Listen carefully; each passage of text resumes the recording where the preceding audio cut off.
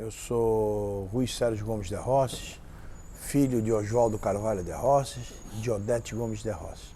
Eu nasci no dia 1/6/1953, na rua Nabuco de Araújo, número 9, na cidade de Santos. O que os seus pais faziam na época do seu nascimento? Meu pai era um homem que veio do interior de São Paulo, da cidade de Bebedouro. Morava numa fazenda, num bairro de Bebedouro, chamava-se Dona Luísa. Dona Luísa. E meu avô e minha avó eram capatazes dessa fazenda. E ao longo do tempo, ele já crescendo, queriam que estudasse, ele veio para Santos para estudar. E entrou na faculdade de Direito, ali na Conselheiro Neves, né?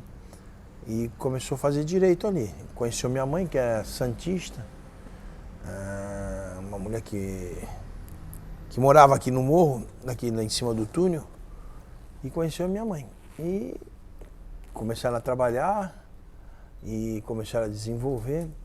E meu pai e minha mãe compraram uma padaria ali na Oswaldo Cruz 168, que deram o nome de Padaria Petrópolis. E com o tempo foram trabalhando. Minha mãe era uma mulher que o nome dela não devia ser Odete, devia ser chamada de trabalho, porque ela não tinha horário, não tinha nada. Ela preservava muito a família, né? E foi construindo a vida deles dois. Eles foram construindo. Eles casaram em 1952 e eu nasci em 1953. Perguntei se tinha sido alguma coisa antecipada. Eles garantiram que não. E pela própria data do casamento e do meu nascimento, eu não teve isso mesmo. E começaram a trabalhar, se dedicar ao máximo. Meu pai, depois quando já estava no ramo de panificação, né? Começou a se envolver no sindicato. Do sindicato ele começou a galgar postos. Foi presidente durante muitos anos. E num desses momentos ele entra para a política. O Sindicato da Panificação em Santos achou que teria que ter um representante dentro da Câmara Municipal. E ele foi e se elegeu em 1963. 63 foi eleito, mas se assumiram em 64. Aí com o golpe, né, ficaram todos precavidos da situação que estava acontecendo. Mas ele sempre foi um homem que era muito direitinho, tinha uma linha, uma conduta muito... nunca tinha nada de esquerda nem nada, foi um homem do trabalho. E entrou na Câmara de Vereadores em 1964. 64 começou e vai com diversos mandatos, sempre sendo o primeiro, o segundo ou o terceiro. Então o trabalho dele e hoje, até hoje, ainda passo na rua, as pessoas me perguntam, pô, De Rosses, caramba, qual é a tua referência? Eu falei, a referência é minha do meu pai, tanto minha como do Marcos. E fomos indo devagarzinho, ele foi indo, galgando cada vez mais espaço, teve oportunidades mil de sair a prefeito, achava que não, gostava demais do legislativo, achava que, ele falava que, como é que é? O legislativo vive sem o executivo não vive sem o legislativo. O legislativo nós fazemos as leis, o executivo tem que cumprir as leis e o judiciário tem que manter as leis. Então ele era um apaixonado pelo executivo, pelo legislativo. E foi indo assim, galgando espaço aqui, teve diversas vezes a oportunidade de sair candidato a prefeito, nunca quis. De deputado então ele falou, não, a minha terra é aqui. Se Deus me deu essa oportunidade de viver aqui, saindo de onde eu saí, do interior, ele achava que não queria. Então ele não foi. Parece em 86, ele faleceu, né, no meio do mandato. Já tinha sido presidente da Câmara 2 vezes, já estava em caminho de ser novamente o presidente da Câmara e quis o destino que Deus, né, o levasse. Aí continuamos, em 86 ele faleceu, Marcos foi jovem ainda, em 88 se candidata a presidente a vereador, sendo o segundo mais votado da cidade, e eu falava, Marcos, isso é a referência do pai. Ele falava assim para mim, tu acha que eu não sei? Então, o Marcos também foi, aí o Marcos foi de 88 até 2016. Também faleceu no meio do mandato, como presidente da Câmara. Aí sobrou para mim. Mas o destino que eu viesse, eu já estava algum tempo fora de Santos, estava na Ilha Bela, logicamente tinha uma relação muito grande, porque meu filho mora aqui, e toda semana eu vinha. Mas eu não esperava, nunca na minha vida, que eu ia ser vereador e presidente da Câmara, né? O Marcos bateu todos os recordes possíveis e imagináveis, como 4 vezes, desde que Santos se tornou município, tornou. E nunca em primeiro mandato um vereador foi presidente da Câmara e eu fui. Então a gente tem quebrado alguns roteirinhos daí. Mas vamos voltar à sua infância. Como era, o que vocês faziam? Eu morava na rua Nabuco de Araújo, número 9, onde eu nasci. Ali era um lugar onde tinha muito sítio, um lugar totalmente sem asfalto. Minha mãe era uma filha de uma mulher que tinha 4 filhas e um homem. E a relação de família da minha avó, do meu avô, que era um estivador, avô Belmiro, era muito família. Ele obrigava que elas almoçassem aos domingos com ele. Então todo domingo era a casa do meu avô, ali na Pedro Lessa, Aureliano Coutinho, número 17. E nós íamos para lá e todos os meus primos, os meus tios ou tias se reuniam ali. E era descalço, né? E nós íamos descalço, chovia domingo, não interessava. Nós íamos para aquela Pedro Lessa ali, que era só barro, muita rã. E minha avó adorava nas valas, e minha avó adorava uma rã, né? E ela falava já, quando vier, passa ali e pega uma rãzinha. E a minha mãe não gostava de pegar, né? Porque falava, não vou pegar o bichinho, mãe, não vou. Não vais comer, hein? Aí foi uma infância linda, que até hoje tem um relacionamento muito bom com meus primos. E foi tudo aquilo que um garoto na minha época podia pensar em ter esse relacionamento, foi na minha época. Essa minha época foi. E as escolas que você frequentou no bairro? Como? As escolas que você frequentou? Eu como morava no Oswaldo Cruz, eu fui, e meu pai já trabalhando, né, tudo. A minha mãe já naquele momento, apesar de ser uma pessoa que não tinha um estudo muito grande, mas ela só acreditava nisso. Então eles fizeram um esforço muito grande e me colocaram no Colégio Monte Serrate. Não sei se vocês conhecem o Monte Serrate, ali hoje, onde é o Santa Cecília. Era um colégio bom, muito conceituado. E eu estudava lá. Aí depois, né, fui ali passei para o Colégio Santa Cecília. Ali foi o Marcos não, o Marcos já veio num bom momento do meu pai e da minha mãe, né? Já veio numa situação bem melhor. Meu pai e minha mãe já tinham uma condição muito melhor e já investiram nele nos estudos mais fortes. Então, eu só estudei nessas 2 escolas e fiz faculdade de Educação Física na FEPS.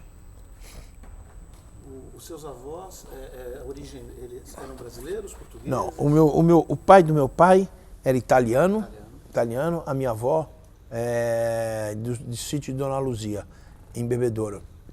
A minha avó era portuguesa, o meu avô era brasileiro, santista, e todos os filhos dessa minha avó, do lado da minha mãe, nasceram aqui em Santos. E aí, a continuidade, e a juventude? A juventude foi muito... Fiz educação física na FEPS. A minha juventude antes da faculdade de Educação Física foi muito boa.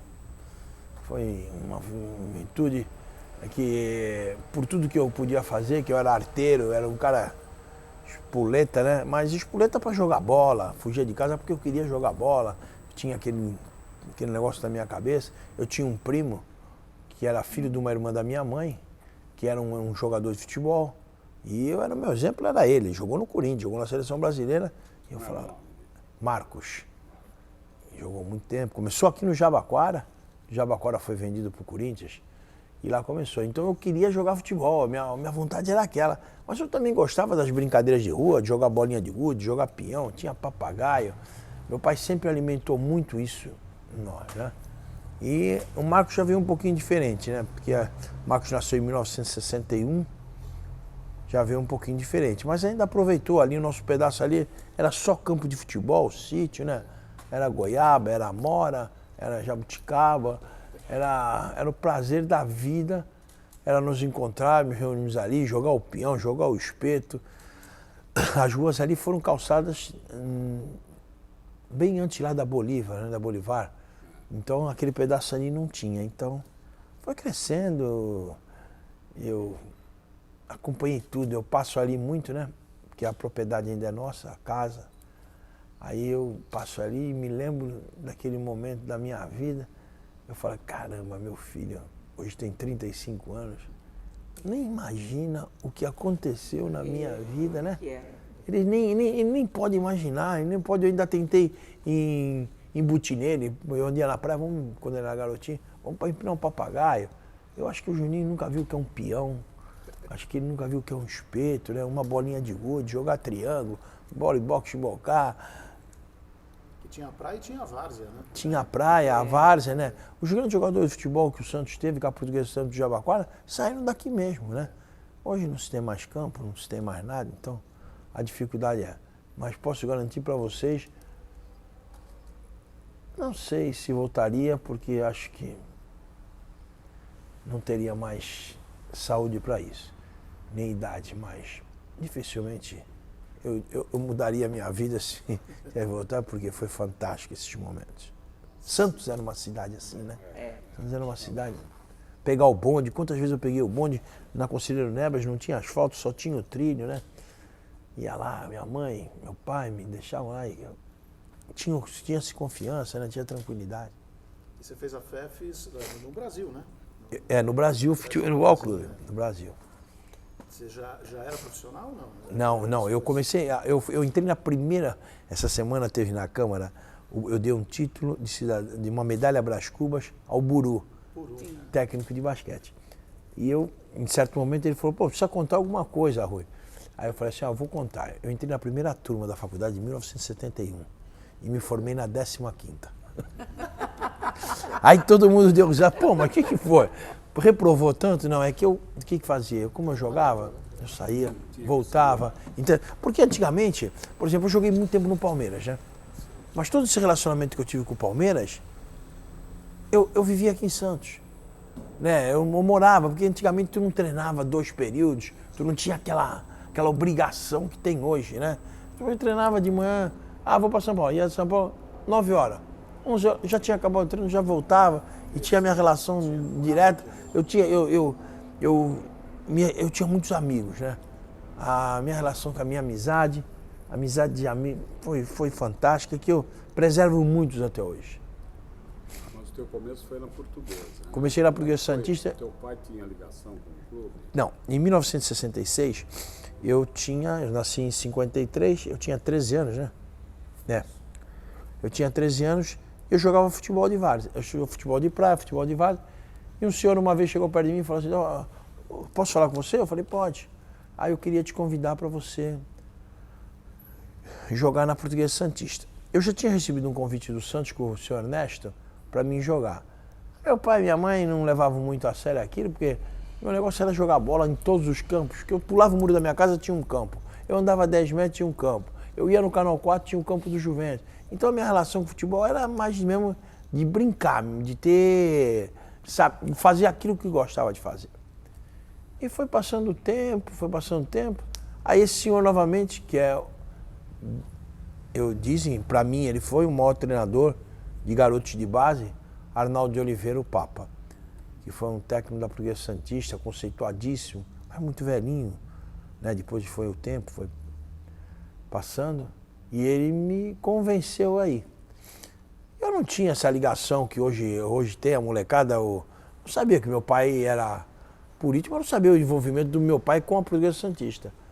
Aí meu pai começou a se envolver na Portuguesa Santista, e um dia foi lá, me levou também, aí pegou, e meu pai em 1969, vira presidente da Portuguesa. Aí, acho que ficou mais fácil a relação minha, do meu pai, né, da minha mãe, dentro da Portuguesa, por aquela história que nós tínhamos. Foi se apegando.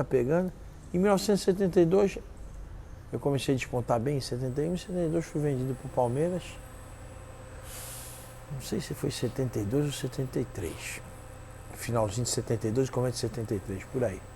E fui para lá e comecei jogando. Fiquei um tempo lá. Aí depois vim, aí fui jogar algum tempinho muito curto na Ponte Preta.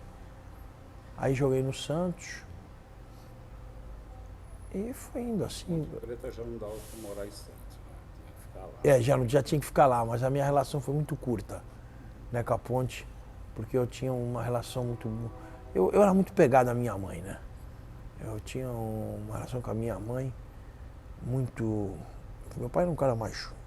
Meu pai era muito parecido com o Marcos. Né? O Marcos era muito parecido com meu pai. Eu já era mais a minha mãe já era mais brincalhona, minha mãe já era mais família, já era mais agregadora, já conseguia ter meu pai não. Meu pai, apesar das suas brincadeiras, né? Mas ele era um homem mais fechado, que era muito direito, muito sério, não gostava muito. Então foi eu não tenho que reclamar da minha infância nem da minha juventude, só agradecer. Legal. No futebol você ficou quanto tempo como profissional?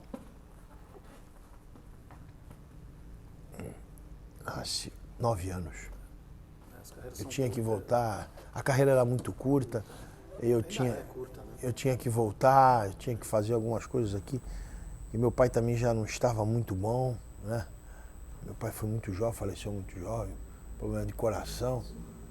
E tanto a política levou meu pai quanto meu irmão. Um com 54, 55 e o Marcos com 53. Eu digo sempre que a mim não vai levar. Eu já estou com 66, né? Então eu já aprendi tudo com eles. Já aprendi tudo com eles, o que eu posso fazer, o que eu não posso fazer. Logicamente que eu conhecia muito da política pelo lado de fora. Hoje eu convivo com ela no dia a dia, eu sei como é. Mas apesar de saber que tem todos esses problemas, eu acho que a gente tem que ter esse contato com a política. Porque se você falar para mim que você não gosta da política, que você, não gosto disso, tem gente que gosta. E essas pessoas vão criar situações que você vai depender do que foi resolvido lá. Então por isso que eu sou muito contra as pessoas que falam, eu quero saber de política, coloca todo mundo na vala comum, né? Eu não concordo com isso, eu não concordo, acho que não é, tem, como em todas as situações, em todas as profissões, gente ruim, mas também tem gente muito boa.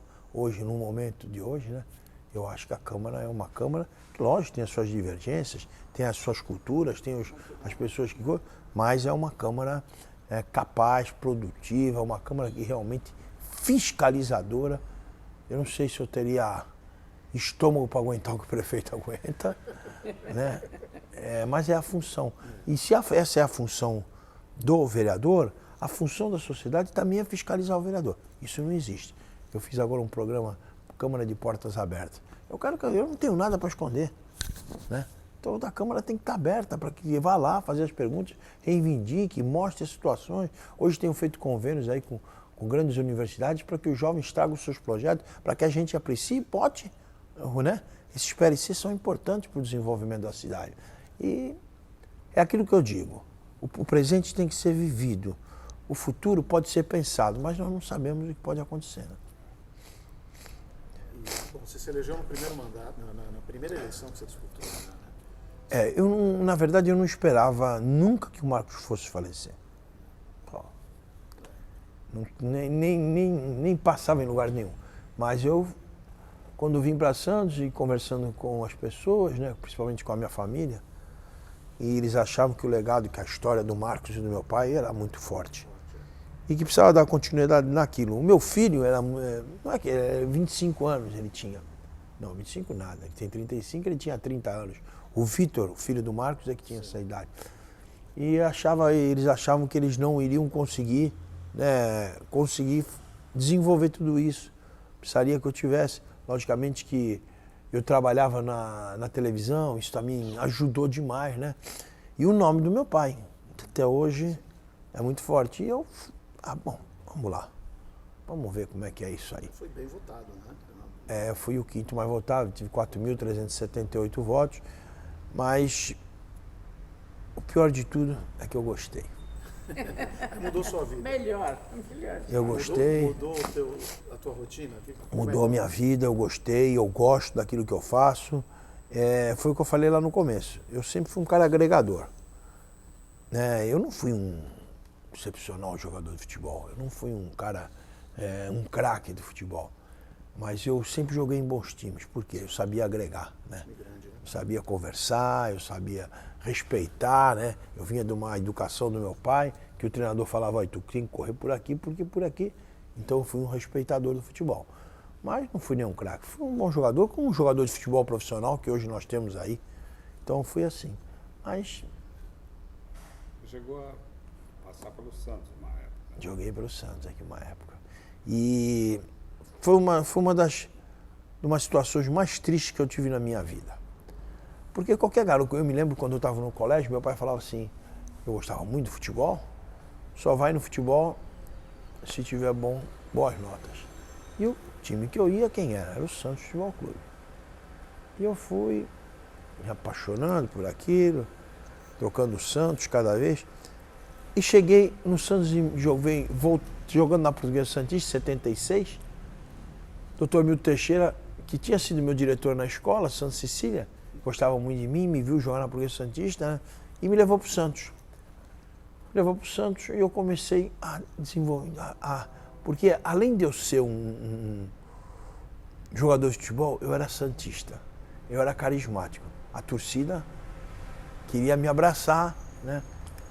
Mas aí, em 1976, 77, o Santos foi campeão em 78, eu já não estava, houve uma eleição de presidência da Câmara.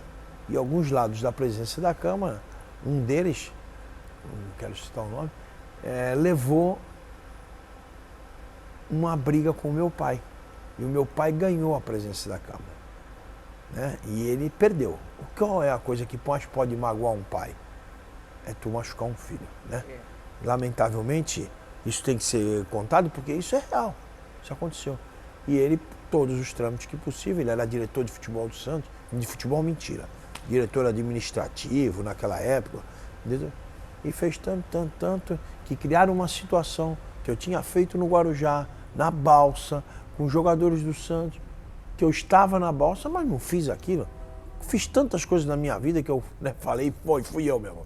E infelizmente aconteceu isso, e aquilo ali me deixou, rapaz, eu estava num momento fantástico da minha vida. Jogar no Santos, no clube da minha cidade, da minha casa. Eu era abraçado pela torcida, eu era abraçado pelos meus amigos.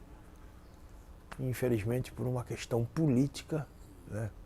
Queimaram a tua imagem. Não queimaram, mandaram embora, né? Falaram coisas que eu não fiz, que eu não tinha nada de fazer, mas foi um lado muito triste da minha vida. Aí você encerrou nesse momento a carreira? Não, aí que eu voltei para a Portuguesa Santista. A Portuguesa Santista é meu time, todo mundo fala que eu sou palmeirense, eu não sou palmeirense, nada.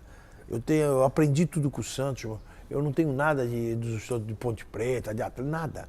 O meu negócio é a Portuguesa Santista, é o clube que eu gosto, né? Meu pai foi presidente, o Marcos foi presidente, eu fui jogador, eu fui vice-presidente. O Marcos e meu pai conseguiram, eles estão me passando que eles foram presidente da Portuguesa Santista e presidente da Câmara, né? Eu só fui presidente da Câmara até agora, mas eu vou ser o presidente da Portuguesa Santista ainda. Esse é um sonho para o futuro, uma ideia... Eu posso pensar agora, mas lá na frente, eu poderia ter sido agora, nessa eleição que teve agora há 2 meses atrás, poderia ter sido o presidente da Portuguesa, mas é muito difícil conciliar a presidência da Câmara. Ser vereador é uma coisa, né? Mas ser vereador e presidente é muito difícil. A Câmara hoje, aqui em Santos, tem um orçamento de 100 milhões. A responsabilidade única e exclusivamente do presidente. Né? Então, se eu não quero fazer nada de errado, eu quero entrar do mesmo jeito, eu quero sair do mesmo jeito que eu entrei. Todo mundo acreditando e confiando em mim que eu ia fazer um bom trabalho, e eu vou fazer esse bom trabalho. Outro dia me perguntou um jornalista, se você é candidato a prefeito? Eu falei, não, sou candidato a ser o melhor presidente da Câmara. Você não acha que é muita ousadia da tua parte querer ser melhor do que teu pai e do teu irmão? Eu falei que assim, Hoje está aí para quebrar, né? Essas situações, mudar isso. Aí, mas você vai ser prefeito. Eu falei, posso pensar, mas o futuro a Deus pertence, não é para mim. Um pouquinho do processo da aquisição do Acácio. O Temão conseguiu fazer uma sede moderna, né? Uma coisa que hoje você consegue anexar um prédio premiado pelo mundo inteiro, um prédio de educação, né? Fala um pouquinho como é que foi esse processo, essa ideia. Bom, isso aí. Como surgiu? O Marcos, quando começou a fazer o prédio aqui da Câmara, eu nunca tinha eu não entrava muito dentro da Câmara, da Princesa Isabel aqui. Eu tinha uma relação com ele muito fora, né? Porque qualquer coisa que eu me metesse contra ele, que eu falasse de política, ele falava assim, não se esqueça que você é jogador de futebol, político sou eu. Então ele nunca deixou muito eu entrar nisso, porque eu sempre agi muito mais com o coração do que com a própria razão. E eu falava, Marcos, é muito grande isso aqui, rapaz, como é que tu vai fazer um negócio desse, Marcos? Tu é louco. Ele falou, Rui, a Câmara gasta muito alugando, gasta muito com esse como é que é? Penduricalho. Os anexos. Não dá, Rui, isso aí tá matando a Câmara, a gente não tem controle. Bom, quis ele que um dia de manhã me ligue e falasse, pô, vem cá, consegui com o governador, o Papa me ajudou, eu vou fazer o prédio da Câmara. Eu falei, aonde, rapaz? Ele falou, lá no Castelinho.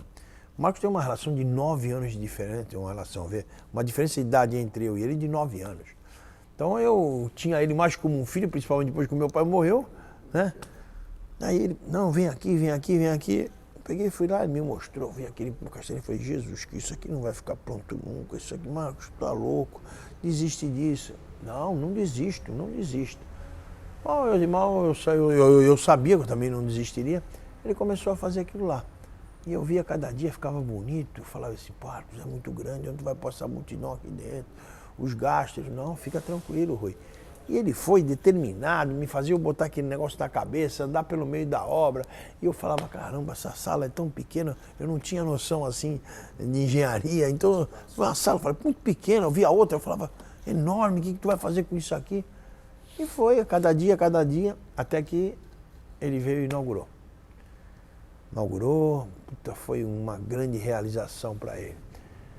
E eu achava que aquilo ia ficar muito grande. Errado. Ela é pequena hoje.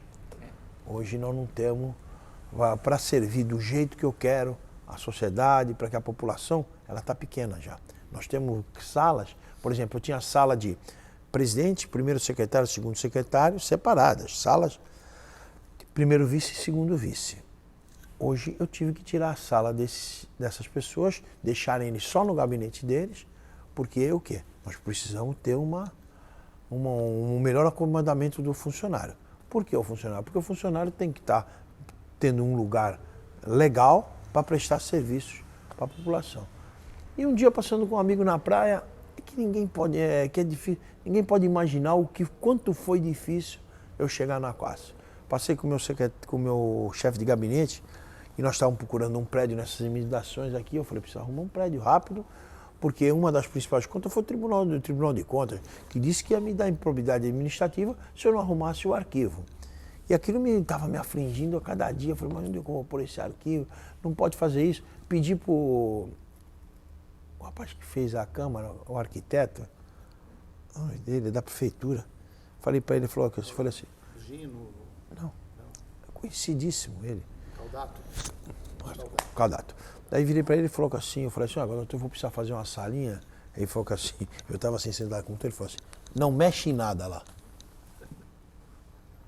Aí eu falei, pô, não mexe em nada, esse cara é dono. Eu não sabia que o arquiteto tinha esse poder tão grande de que quando tu faz uma obra, tu não pode mexer em nada. Né? Eu estou querendo trocar lá um espelho d'água, eu queria fazer um jardim bonito. Não. Eu falei, não é sério isso. E aí não consegui fazer aquilo que eu queria, conversando com ele. E comecei a procurar. E esse meu filho, um dia passou em frente ao Acácio, ele falou, Rui, tu vê como é que pode, né? Como é que pode? As pessoas fazem as coisas e depois não dão continuidade na preservação. Olha que prédio lindo aqui. Por que tu não pega para nós esse prédio? E assim para ele, falei, pô, aquilo me deu um negócio dentro, falei assim, eu digo muito que o Marcos me acompanha demais. E parece que eu senti um beliscão. Eu falei, tá bom. Aí fui embora com ele. Ali, pô, ele falou assim, faz os negócios aí que é pra gente acertar. Saí pela porta de trás, voltei no Acácio sozinho. Voltei lá no... Eu posso contar isso? Pode, lógico. Tá. Aí voltei no Acácio sozinho e cheguei lá no Acácio, pedi pra moça lá. A moça falou assim pra mim, eu ia contar isso lá no dia que o Paulo me passou o decreto. Ela passou e falou assim, eu falei assim, posso entrar aí dentro? Tava as seguranças, né? Ela falou, não, aqui não pode entrar.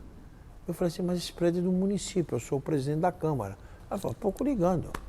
Bom, eu sei que ela me respondeu, eu respondi para ela, achei que ela chamou a polícia. Chamou a polícia, porque eu achava que eu tinha o direito de entrar ali, era do município. Não interessa que estava no Paulo Assunção. O Paulo Assunção, para mim, foi o pior que possa imaginar, deixar um prédio daquele, com uma história daquela, destruído, porque eu mostrei o lado de fora, eu não mostrei o lado de dentro. Lá dentro está totalmente detonado, né? Aí ela pegou, chamou, eu falei, tá bom, pegou. E resolvi ir ali, começou a falar. Aí eu peguei, fui para a Câmara, não satisfeito que eu tinha respondido para ela, porque ela, eu voltei, pedi desculpa, olha, tu me desculpa que eu estava nervoso. Tava... não. Aceitou, não aceitou, não sei. Voltei. E quando eu chego na Câmara, a Denise, a minha assessora, vira para mim e fala assim, olha, o prefeito está te convidando para ir amanhã cedo lá na entrada da cidade. Eu falei, imagina, na entrada da cidade, vou ter que ir lá, não, vai ter que ir, vamos ter que ir. Ele quer que você leve os vereadores, tá bom, avisei os vereadores. E pegamos um ônibus ali na Praça Mauá. Todo mundo entrando no ônibus, né? Seguidamente, todo mundo entrando no ônibus. E a minha cadeira aqui, eu sentei aqui pertinho da janelinha, né? Fazia muito tempo que eu não pegava um ônibus. Eu me lembrei do tempo que eu jogava futebol, quando a gente pegava os ônibus e ia para o interior. Hoje é de avião, né? E eu fiquei aqui na parede. E todas as cadeiras sentaram e essa aqui ficou vazio. E eu me lembro que eu falei, Lincoln, senta aqui comigo, cara. Eu não vou sentar em nada, eu vou ficar aqui atrás. E quis que o prefeito sentasse do meu lado. Por isso que eu acredito muito que o Marcos me acompanha. Ele sentou do meu lado, falou, e aí, Rui, tudo bem? Eu falei, estamos indo, Paulo, vamos. Quero que tu veja a entrada da cidade, tá. Eu na janelinha, olhando pro lado de fora, uma hora respirei. Vai ser agora. Paulo, quero te fazer um pedido. Ele falou, qual? Eu falei que assim, tem confiança em mim? Ele falou, lógico. Passa o Acácio para a Câmara. Tu é louco? Eu falei, passa o Acácio para a Câmara. Mas como? Eu vou precisar aumentar a Câmara. Eu estou fazendo a Escola do Legislativo, né? A Escola do Legislativo vai ser um projeto muito importante para a cidade, né? Aí ele falou, mas o que tu vai fazer? Eu vou fazer a Escola do Legislativo. Quero qualificar o servidor público, quero qualificar as pessoas que precisam, que querem ser vereadores, querem ser políticos, quero qualificar os líderes comunitários, quero fazer alguma coisa que a gente possa desenvolver dentro da cidade. Aí ele falou, pô, tem certeza? Eu falei, tenho. Aí ele falou, tá, não, fala agora, sim ou não? Que aquilo está abandonado, Paulo. Aquilo lá vai uma hora cair em cima de você. E você tem dinheiro para fazer aquilo? Não. Eu falei, eu tenho, a Câmara tem. A Câmara tem dinheiro. Aí ele pegou e falou assim, tá fechado. Não volto atrás, hein, Paulo? Tu sabe como é que é? Eu sou palavra, derroce, não se volta atrás, hein? Aí ele falou, bem, Barbosa também não volta atrás. Então tá bom. Aí peguei, fiquei quieto, levei para os amigos e falei assim, olha, para os meus amigos, não, levei lá para a Denise, para o Josemir, que era o chefe de gabinete, e falei assim, aquilo que tu falou eu consegui. O que tu conseguiu? Conseguiu a Acácio. Ele falou, tu é louco. Eu conseguiu a Acácio. Vocês me puseram nessa, agora vocês vão junto comigo. Aí conversando com ele ali, pô, fui, ele começou a fugir de mim. Aí eu comecei a ficar nervoso, mandei recado para ele, falei, Paulo, precisamos passar o negócio do decreto. Mas precisa fazer o distrato do Paulo Souza com a prefeitura. Eu falei, não interessa, faço o distrato, manda uma para lá. O Paulo Souza já tinha mandado que não tinha interesse, que não ia fazer mais a ETEC aqui, que não tinha necessidade, que eles tinham salas e aquele compromisso que eles tinham firmado não seria cumprido. Aí fui falar com ele, falei, Paulo, e aí, como é que tá? Aí ele falou assim, vamos esperar um pouquinho. Eu falei, não, eu não vou esperar. Tu me deu a palavra, nós dois. Se tu me deu a palavra, eu quero que tu cumpra a palavra. Tudo que tu me pediu e o que eu te dei a palavra, eu cumpri. Tu tem alguma coisa? Ele falou, não.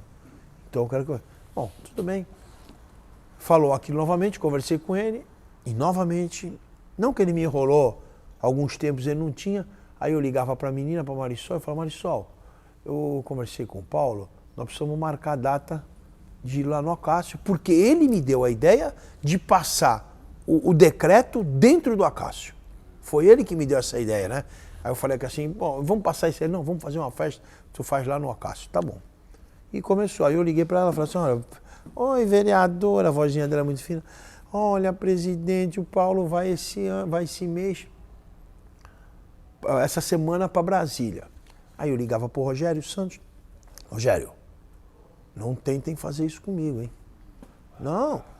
Ele deu a palavra, ele vai cumprir, Rui, tá bom. Aí ligava pro Rogerinho Custódio, Rogerinho, quero resolver.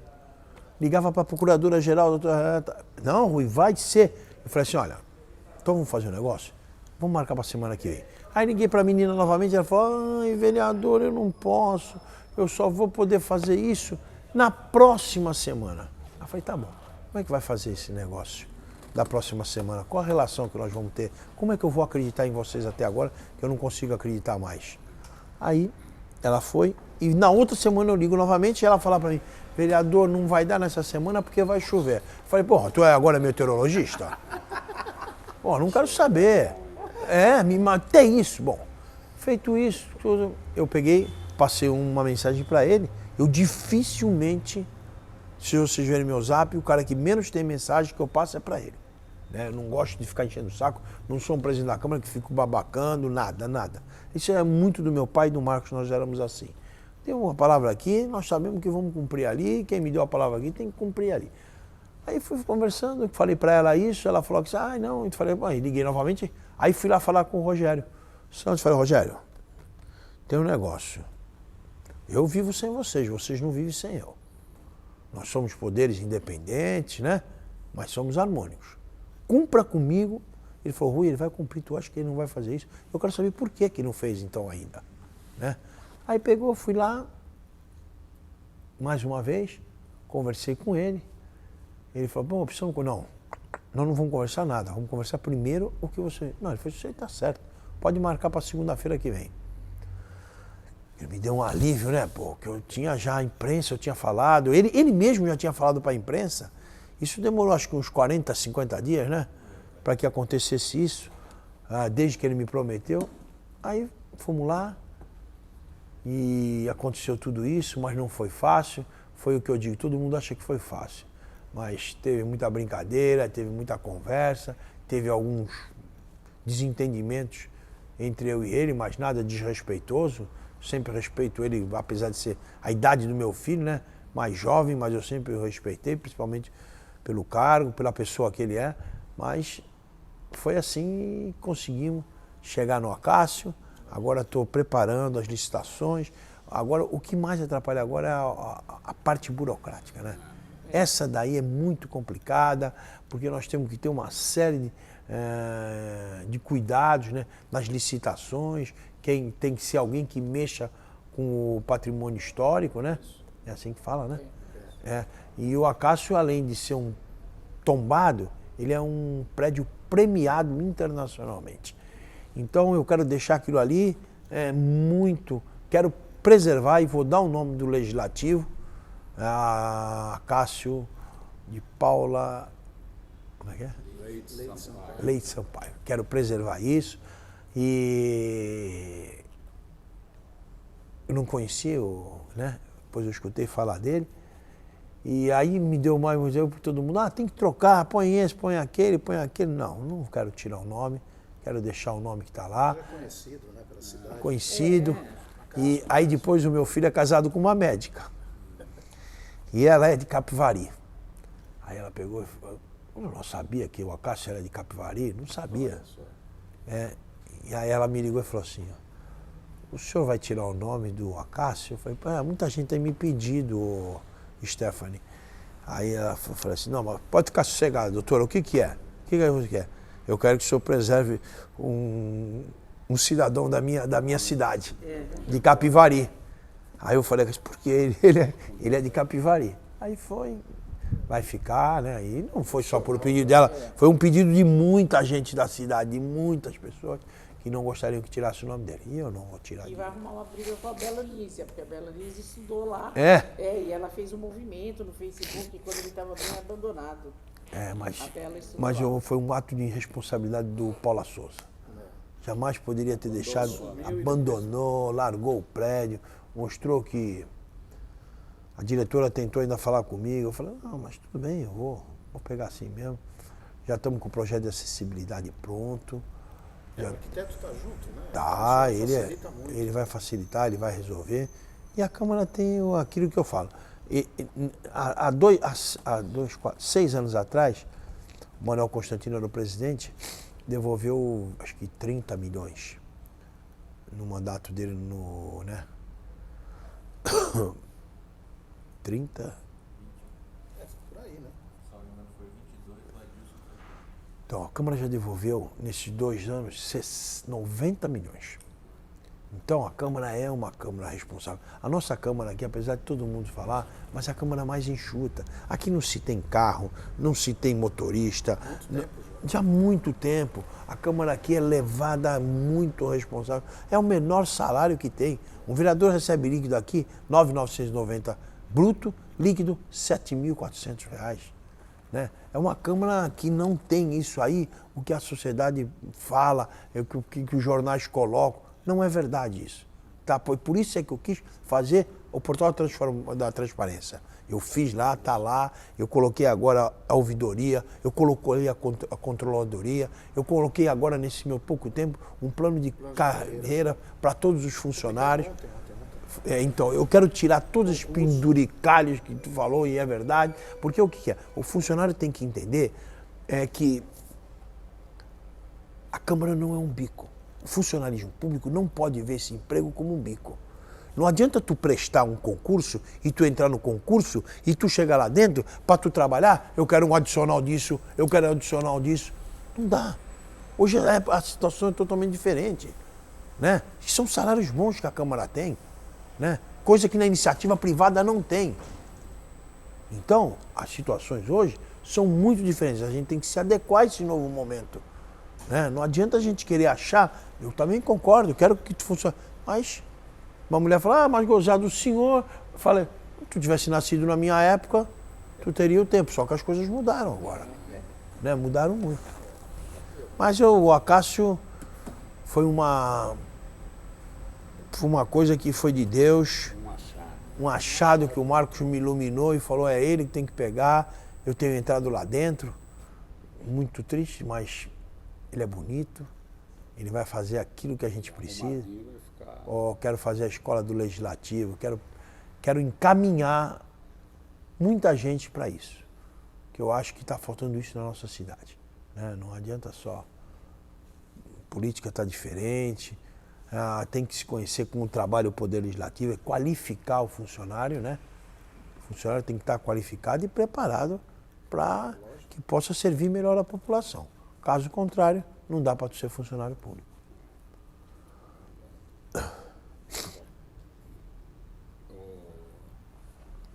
Tem alguma coisa assim que você queira acrescentar, que não tenha perguntado, que nós não tenhamos perguntado, ou que você queira acrescentar, que você acha importante? Eu acho que é importante nós, cada vez mais, podemos acreditar na cidade.